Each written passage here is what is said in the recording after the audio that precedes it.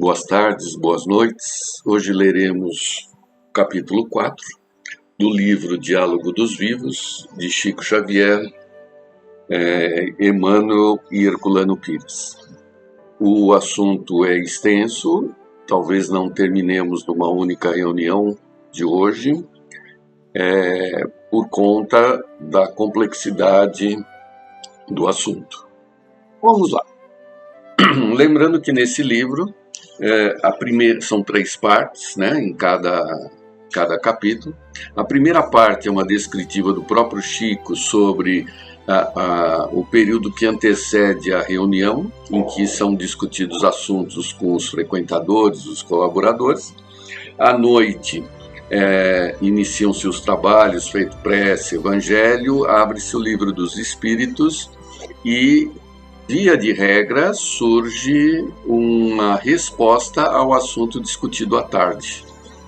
E, posterior à leitura do livro dos Espíritos, ou Evangelho, né, se manifestam os Espíritos, né, de Emmanuel com os comentários de Herculano Pires. Capítulo 4, título Hora de Descrença. Né? Amigos que nos visitam em conversação conosco reportam-se ao grande número de pessoas que, na atualidade do mundo, mostram-se desinteressadas pela fé religiosa. Incluíam entre elas a parcela de companheiros do nosso ideal que, embora continuem amparados pelas convicções espíritas cristãs, afastam-se das atividades doutrinárias. Detivemo-nos, sobretudo, na consideração dos irmãos de humanidade que se dizem afastados da ideia de Deus, que se declaram ateus, que afirmam preferir a condição de materialistas à de religiosos, espíritas, médiuns ou doutrinadores, em vista de conservarem os defeitos inerentes à natureza humana. Detivemo-nos também no caso dos muitos que se dizem descrentes em vista das conquistas científicas do nosso mundo. Após tais considerações preliminares, foram iniciados os estudos da noite, com o Livro dos Espíritos oferecendo-nos a questão 148, que suscitou muitos comentários instrutivos. Encerrando nossas tarefas, Emmanuel escreveu a página Materialismo e Atualidade. Então, só reportando que as bases da doutrina espírita, né, tem como fundamento a existência de Deus, espírito e matéria, né? Portanto, somos dualistas, porque nós entendemos a existência de matéria e espírito, enquanto outras doutrinas, outras filosofias entendem que há a existência apenas da matéria, né? Que espírito não existe, né? E aí é longa a resposta da questão número 148, que nos preparará para refletirmos sobre o assunto. Questão 148. Não é lamentável que o materialismo seja uma consequência de estudos que deveriam, ao contrário, mostrar ao homem a superioridade da inteligência que governa o mundo? Deve-se com isso concluir que esses estudos são perigosos? Veja, hein? Então é importante nós estudarmos, inclusive, o materialismo, né? Não devemos temer o conhecimento, porque se detemos uma verdade relativa, que é a doutrina, que é o nosso entendimento da doutrina espírita, né, ela tem que enfrentar as teses materialistas e identificar quais são os seus pontos vulneráveis, e não simplesmente afastá-los como se fosse algo que devêssemos evitar. Então, isso já Kardec pergunta, deve-se com isso concluir que esses estudos são perigosos? E aí vem a resposta dos Espíritos. Não é verdade que o materialismo seja uma consequência desses estudos. É o homem quem deles tira uma falsa consequência, porque pode abusar de tudo, mesmo das melhores coisas. O nada, aliás, apavora-os mais do que se permite admitir. E os de personalidade forte quase sempre mostram uma valentia apenas aparente. A maior parte deles são materialistas, porque nada lhes preenche a existência vazia. Mostre-lhes uma tábua de salvação e a ela se agarrarão ansiosos. Vejam, é importante, né, termos claro que essas ideias, né, como toda ideia, né, é passível de ser confrontada. Né? E é esse o nosso papel, sermos espíritas por convicção. Nós temos que ter a ciência, né? A ciência no sentido da sabedoria, de que o que está sendo apresentado como uma solução geral é apenas uma parte. Né? E aí os comentários de Kardec. Por uma aberração da inteligência, há pessoas que veem nos seres orgânicos apenas a ação da matéria, e a ela atribuem todos os nossos atos. Eles veem no corpo humano apenas a máquina elétrica, estudaram o mecanismo da vida apenas no funcionamento dos órgãos. Viram-na extinguir-se como pela ruptura de um fio e nada mais perceberam além desse fio.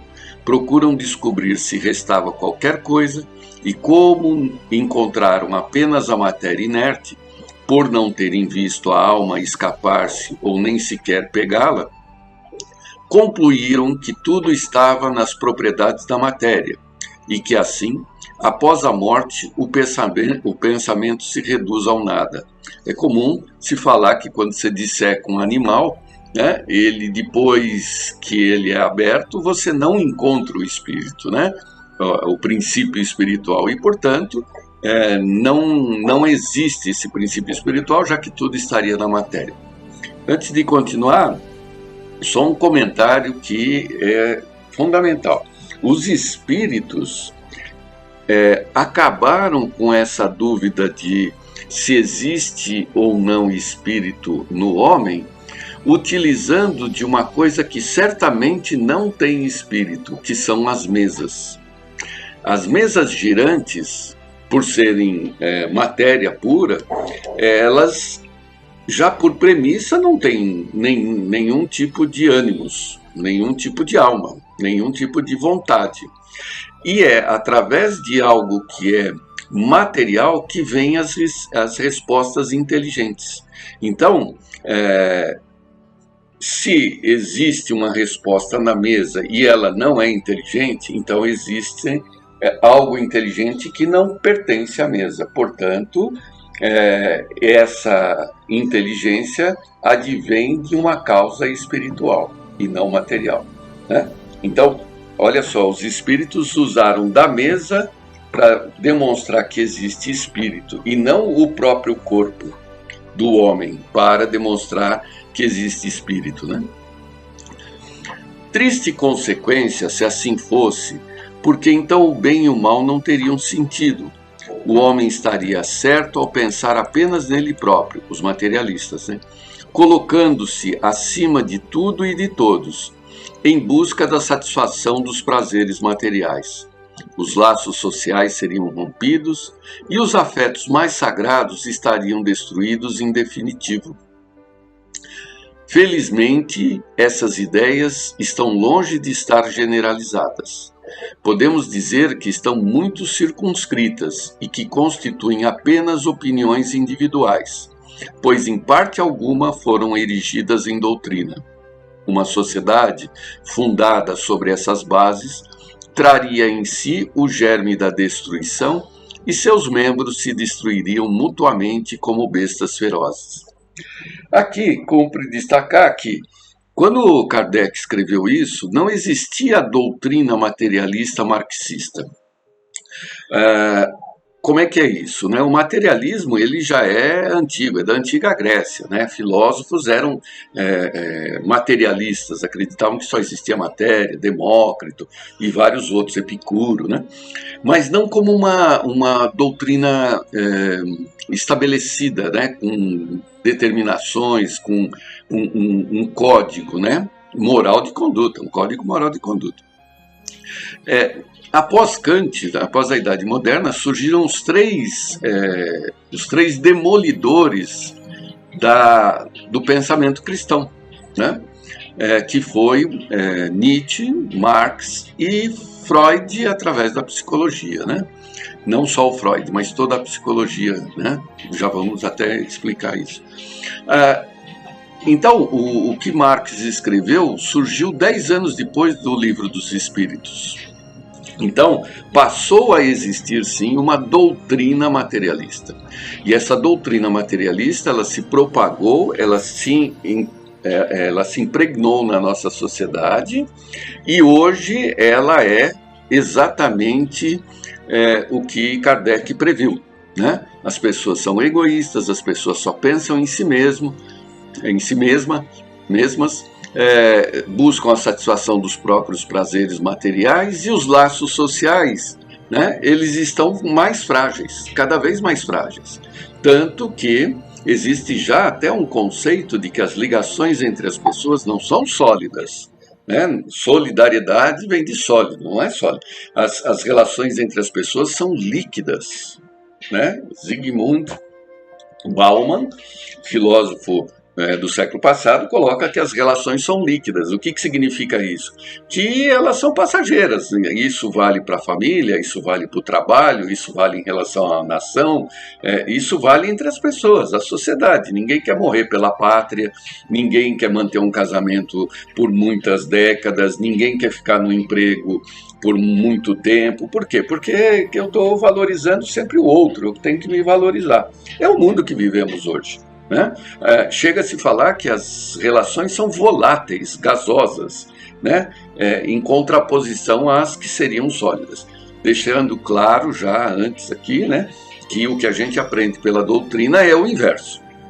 Os laços de família, eles tendem a se intensificar. O mundo da espiritualidade é pautado pelo afeto, pelo amor.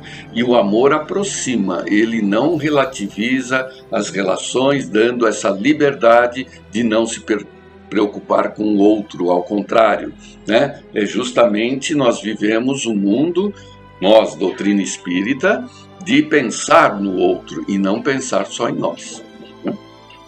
Continuando, Kardec. O homem tem instintivamente a intuição de que tudo não termina com a vida. Tem horror ao nada e em vão que se obstina contra a ideia da vida futura. Quando chega o momento supremo, são poucos os que não perguntam o que deles vai ser, porque a ideia de deixar a vida para sempre tem qualquer coisa de pungente. Quem poderia encarar com indiferença uma separação absoluta, eterna, de tudo que ama? Quem poderia ver, sem assombro, abrir-se diante de si o abismo imenso do nada, que traga para sempre todas as nossas faculdades, todas as nossas esperanças, e dizer: depois de mim nada, nada mais que o nada, tudo se acaba sem apelação. Mais alguns dias e minha lembrança será apagada da memória dos que sobreviveram a mim. Em breve não haverá nenhum traço da minha passagem sobre a terra. O bem que eu tenho feito será esquecido pelos ingratos a quem ajudei. E nada para compensar tudo isso, nenhuma outra perspectiva que a de meu corpo devorado pelos vermes. Né? Então, o que ele ressalta aqui, que o momento da morte traz essas reflexões, e isso é acompanhado por vários relatos, né? Em que no momento em que a gente desencarna, nós repassamos tudo aquilo que fizemos na vida. E aí, esse momento, nós checamos se as decisões foram certas, erradas, as consequências, aquelas frações de segundo em que a vida passa pela nossa frente. Santo Agostinho tratou isso de uma forma muito didática, né? Se nós fizermos esses relatos a miúdo, né, aos pouquinhos, dia a dia, nós, ao final da noite, repassando tudo que fizemos durante o dia, e se encontrarmos algo que não seja adequado, corrigirmos no dia seguinte, automaticamente estamos passando toda a nossa vida em revista a cada dia. Portanto, na hora do desencarne, toda essa checagem de uma vida inteira quase que perde sentido, porque nós estamos com a consciência tranquila e, portanto, nada vai se opor à nossa mudança mental, né? Então, se temos essa questão na hora do desencarne, é porque muitas vezes deixamos de fazer coisas ou fizemos coisas inadequadas. Se na hora do desencarne isso aparece, eu não tenho mais tempo para corrigir, isso me leva a um estado de angústia, de até desespero. Já Santo Agostinho fala, se a gente repassar isso dia a dia, essa situação ela tende a reduzir ou até desaparecer, porque de nada vamos levar que nos mantenha preso às decisões equivocadas. Como eu falei, o assunto é muito extenso, né? O trecho é muito extenso e vamos guardar isso para a continuidade das outras reuniões. Só vou fechar o último parágrafo do Livro dos Espíritos para ficarmos só com o livro na semana que vem. Costuma-se dizer que ninguém voltou de lá para nos contar. Isso é um erro. E a missão do Espiritismo é, precisamente, nos esclarecer sobre esse futuro, a de nos fazer, até certo ponto, vê-lo e tocá-lo, e não mais pelo raciocínio, mas pelos fatos. Graças às comunicações espíritas, isso não é mais uma presunção, uma probabilidade sobre a qual cada um imagina à vontade que os poetas embelezam com ficções ou enfeitam com imagens alegóricas que nos seduzem. É a realidade que nos mostram, porque são os próprios seres de além-túmulo que vêm nos contar a sua situação, dizer-nos o que fazem, que nos permite assistir, por assim dizer, a todas as peripécias da sua nova vida, e por esse meio mostrar-nos o destino inevitável que nos está reservado, segundo nossos méritos ou nossos delitos. Há nisso algo antirreligioso? Bem ao contrário, porque os incrédulos encontram a fé e os tíbios uma renovação no fervor e na confiança. O Espiritismo é, portanto, o mais poderoso auxiliar da religião, porque isso é o que Deus permite, e o permite para reanimar nossas esperanças vacilantes e nos conduzir no caminho do bem pela perspectiva do futuro. E aqui, o último comentário é que é o mais poderoso auxiliar da religião, porque quando Kardec codificou o Livro dos Espíritos, é um livro de filosofia, né? O Evangelho veio posteriormente. Então era uma resposta a uma forma de conduta de vida, né? Filosofia no sentido de estabelecer e dar um sentido para a nossa vida. Tudo bem? Bastante coisa para refletir, é importante que releiamos os originais para identificar algo que nos chame a atenção e até questionarmos esses pontos. Prazer em revê-los, até a próxima oportunidade.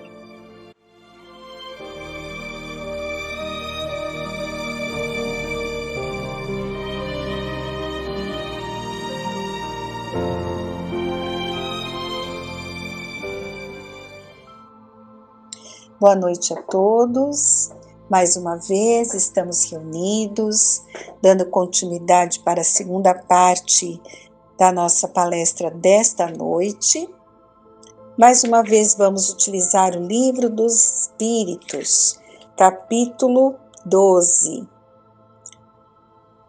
Perfeição Moral, por Allan Kardec. No item 3, ele vai falar do egoísmo.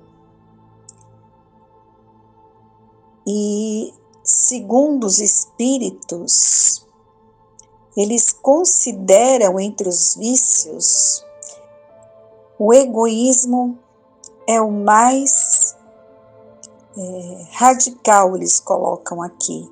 Olha, já dissemos muitas vezes que do egoísmo se deriva todo o mal. Estudai todos os vícios e vereis que no fundo de todos existe este sentimento do egoísmo. Por mais que luteis contra ele, não chegareis a extirpá-lo enquanto não os atacardes pela raiz, enquanto não lhes houverdes destruído a causa. Que todos os vossos esforços tendam para esse fim, porque nele se encontra a verdadeira chaga da sociedade. Quem nesta vida quiser se aproximar da perfeição moral, deve extirpar do seu coração todo o sentimento do egoísmo, porque o egoísmo é incompatível com a justiça, o amor e a caridade, e ele neutraliza todas as outras qualidades.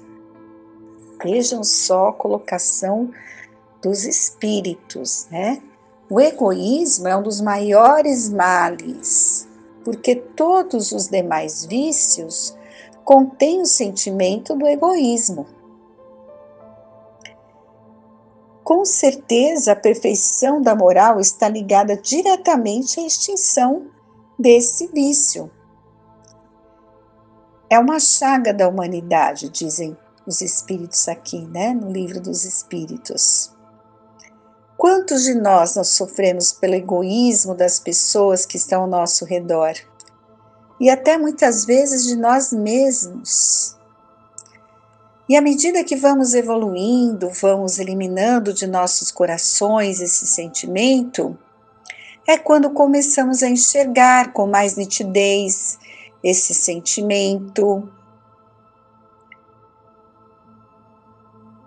Não é mesmo?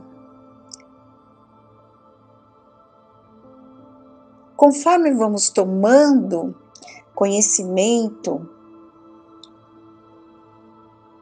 das questões espirituais, vamos nos ligando mais ao plano espiritual superior e dando menos importância às coisas materiais. O estudo da doutrina espírita é remédio salutar contra os vícios. O espiritismo, bem compreendido, faz ver as coisas de tão alto que o sentimento da personalidade desaparece de alguma forma perante a imensidade. Não é? Colocações dos espíritos, mas com certeza, à medida que nós vamos nos espiritualizando, vai diminuindo, né, esse apego, essa preocupação, essa importância das questões materiais. Conforme vamos estudando, vamos aplicando, colocando em prática a moral do Cristo em nosso dia a dia, nós vamos perdoando, compreendendo, sendo mais dóceis, menos egoístas. Vamos deixando de lado, né, os nossos vícios. É assim que acontece a nossa evolução. É a superação das nossas imperfeições.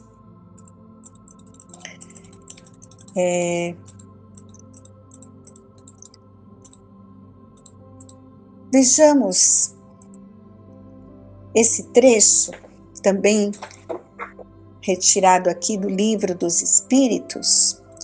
Louváveis esforços indubitavelmente se empregam para fazer que a humanidade progrida.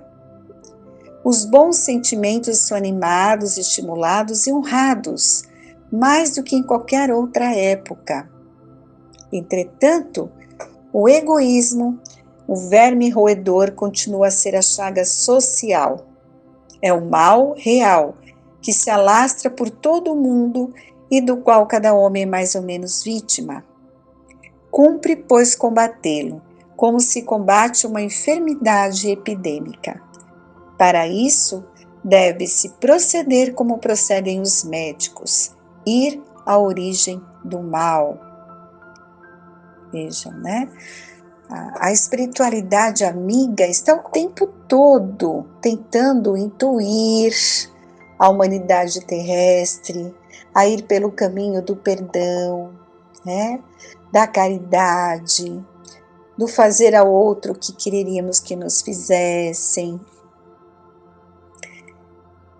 E nós temos que estar atentos com esse sentimento, né?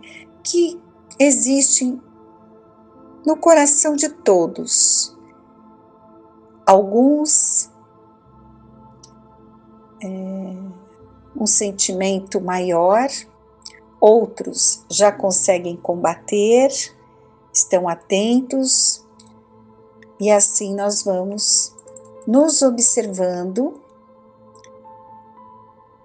e combatendo verdadeiramente, como ele fala aqui, né? Que a gente tem que estar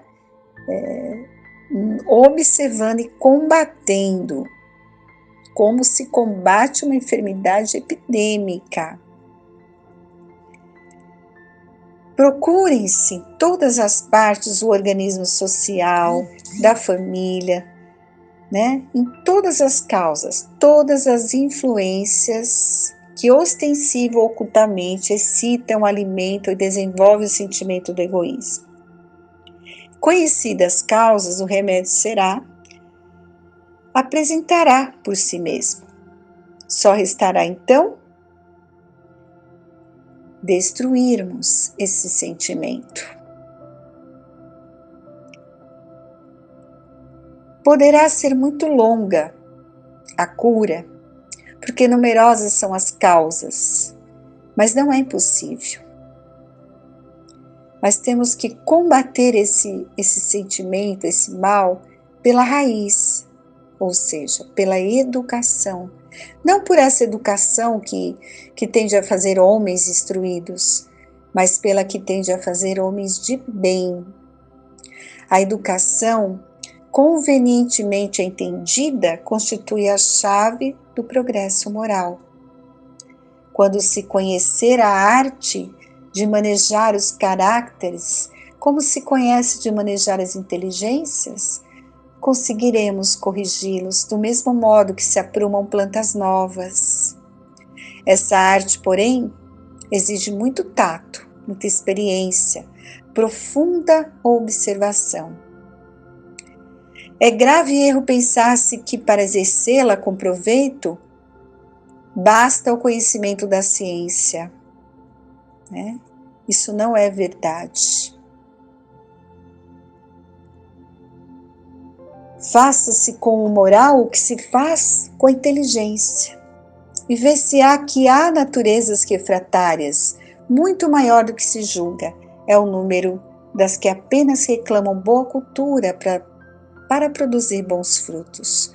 O homem deseja ser feliz, é natural, é um sentimento que dá origem a esse desejo. Por isso, é que trabalha incessantemente para melhorar a sua posição na Terra.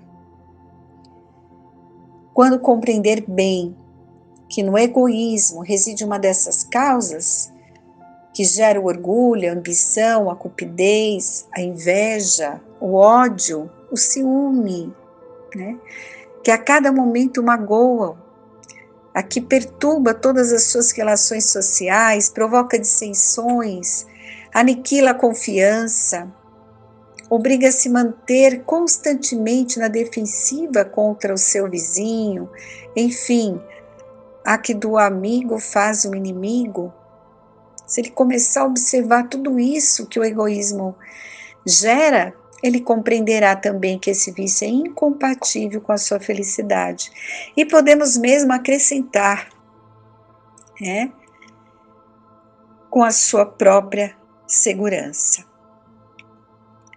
E quanto mais tiver sofrido com esse vício, mais sentirá a necessidade de combatê-lo. Como se combatem a peste, os animais nocivos e os outros flagelos. Ele tem que compreender, né, que esse sentimento, ele é perturbador. E o seu próprio interesse a isso o conduzirá. Tenhamos a certeza que o egoísmo é a fonte de todos os vícios, como a caridade é a fonte de todas as virtudes. Destruir o egoísmo e desenvolver a caridade. Tal deve ser o alvo de todos os esforços do homem, se quiser assegurar a sua felicidade nesse mundo, tanto quanto no futuro. Observemos aqui como é importante, né, necessário nos conhecermos, conhecimento de si mesmo. Nos conhecendo, podemos vigiar para mudar esses sentimentos que vivem conosco como verdadeiras bactérias, impedindo nossa evolução, nos tornando fracos, infelizes, repetidores de atitudes de encarnação em encarnação, como quem segue um ciclo vicioso. Né? Então foi necessário que o egoísmo produzisse muito mal para nos fazer compreender a necessidade da sua extinção. E esse sentimento ele se enfraquecerá com a predominância da vida moral sobre a material. Então vamos aos poucos, todos nós, né, estudando os nossos comportamentos perante nosso próximo. Vigiemos nossos pensamentos íntimos. Quem somos nós? O que pensamos? Porque somos o que pensamos, não é mesmo? E agimos, às vezes, né, ou na maioria das vezes, por um capricho trazido de geração a geração. Mas já passou da hora, né, de nós mudarmos. Todos nós já temos consciência, temos a compreensão que é chegada a hora da nossa reforma íntima. Já somos espíritos milenares, já passamos por muitas situações. Estamos estudando a terceira revelação, o Consolador prometido por Jesus, que nos fala claramente sobre essa questão da transformação moral, que é o objetivo das nossas existências, não é mesmo? Então não adiemos mais isso, comecemos hoje, vencendo esses sentimentos que nos põem algemas profundas, nos mantendo ligados ao plano material por sentimentos que estamos sempre desejando não sentir. Sejamos fortes para iniciar com amor, com dedicação, com esforço, a nossa reforma íntima. Né? Muito importante, quando Kardec coloca aqui, quando ele fala das paixões, na pergunta 909, o homem poderia sempre vencer as suas más tendências pelos seus próprios esforços? Sim, e às vezes até com pouco esforço. O que lhe falta é vontade. Como são poucos os que se esforçam. Veja, olha que orientação dos espíritos. E ele pergunta na pergunta 910, o homem pode encontrar nos espíritos uma ajuda eficaz para superar as paixões? Se orar a Deus e ao seu bom gênio com sinceridade, os bons espíritos virão certamente em seu auxílio, porque essa é a sua missão. Muitas pessoas dizem, eu quero, mas a vontade está apenas nos seus lábios. Então a gente tem que realmente, né, nos conhecer, nos observar e vencê-las, certo? Importante reflexão sobre o egoísmo.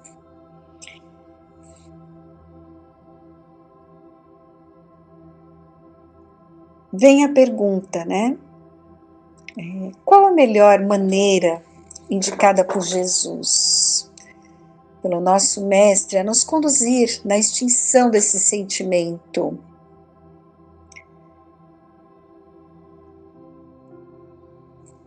E vem sempre a resposta, né? Orai e vigiai. Conhece-te a ti mesmo. Então, esses dois ensinamentos têm que estar presentes no nosso dia a dia. Muita disciplina. Orai e vigiai. Conhece-te a ti mesmo. Se estivermos atentos a essas duas situações, aos poucos vamos sim nos fortalecendo, nos observando e combatendo em nós esse sentimento, né, do egoísmo.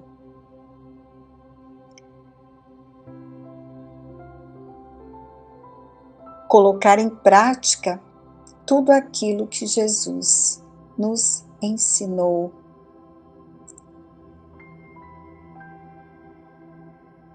Sabemos que o aprendizado, ele é progressivo, né? A cada dia, a cada encarnação vai acontecendo.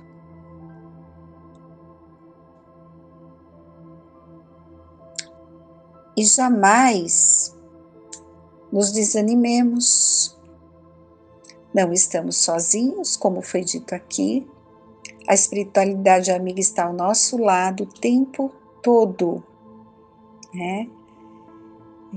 Então é orar, o vigiar, pedir a Deus a força e o querer se modificar, né? Não vamos guardar nenhum sentimento em nosso coração que nos faça mal. E ele termina aqui o capítulo com uma colocação muito interessante. Vejam, louváveis esforços são feitos, sem dúvida, para ajudar a humanidade a avançar. Encorajam-se, estimulam-se, honram-se os bons sentimentos. Esse sentimento é um verdadeiro mal que se espalha por todo o mundo e do qual cada um é mais ou menos vítima. E é necessário combatê-lo, como se combate uma epidemia, né? Então, o egoísmo é a fonte de todos os vícios. Destruir um e desenvolver o outro. Esse deve ser o alvo de todos os esforços do homem, se ele realmente deseja assegurar a sua felicidade nesse mundo e também quando retornar ao plano espiritual. Então, meu Deus, nesse instante nós te pedimos força, coragem, entendimento.